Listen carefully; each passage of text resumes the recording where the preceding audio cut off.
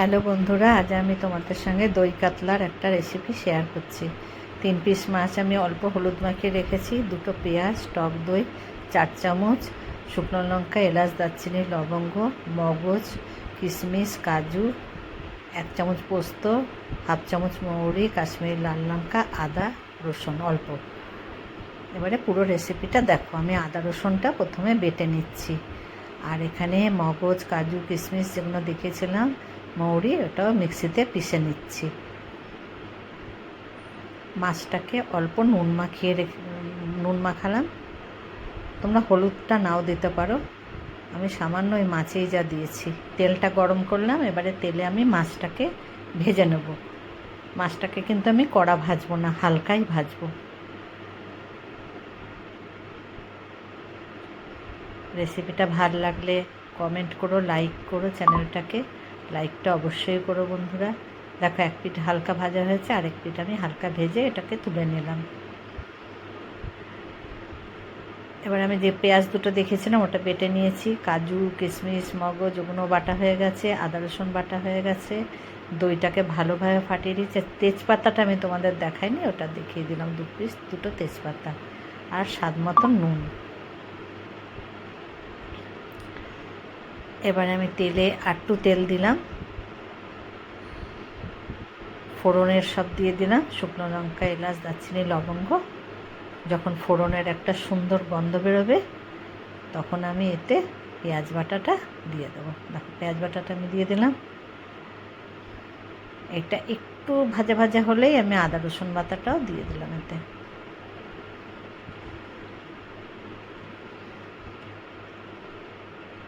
Bell আইকনটা press করলে নতুন পুরনো সব ভিডিওই তোমরা দেখতে পাবে।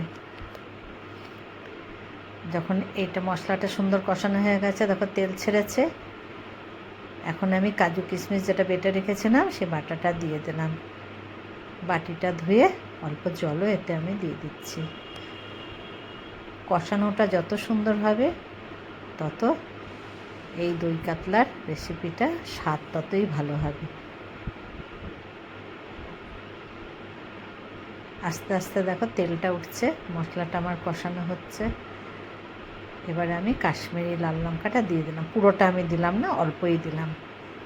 এতে কাশ্মীরি লঙ্কা না দিয়ে তোমরা কাঁচা লঙ্কাটাও ইউজ করতে পারো। স্বাদ মতো নুন দিলাম। আবার এটা আমি সুন্দর করে কষিয়ে নেব।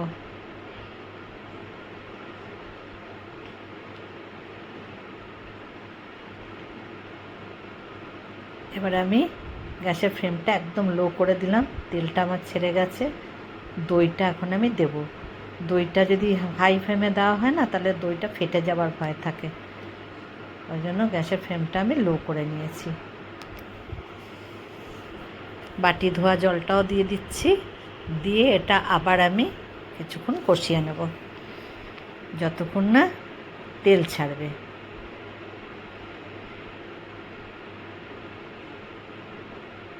যারা নতুন বন্ধু এখনও আমার চ্যানেলটাকে সাবস্ক্রাইব করোনি, অবশ্যই সাবস্ক্রাইব করে নিও। দেখো, সুন্দরভাবে আমার কষানোটা হয়ে আসছে। স্বাদ মতন আমি চিনি দিলাম। চিনিটা তোমরা নাও দিতে পারো। আস্তে আস্তে দেখছো তেলটা আস্তে আস্তে উঠছে।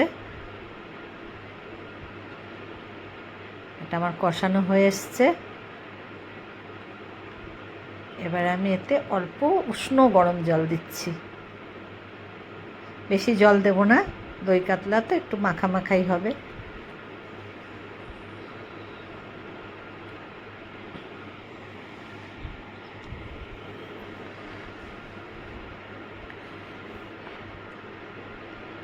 এখন আমি এতে মাছগুলো দিয়ে দেবো। মাছের পিসগুলো দিয়ে দিচ্ছি।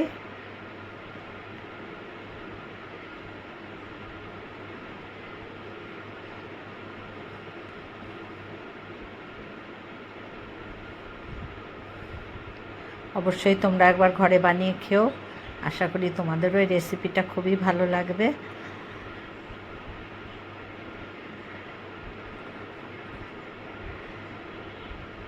দেখো, আমার হয়ে এসছে। এবারে রেসিপিটা দেখো, মাখা মাখা হয়ে গেছে। কেমন লাগলো আমার এই রেসিপিটা অবশ্যই আমাকে কমেন্টে জানিও। সব বন্ধুরা ভালো থেকো। আজকের মতন আমি এখানেই শেষ করছি।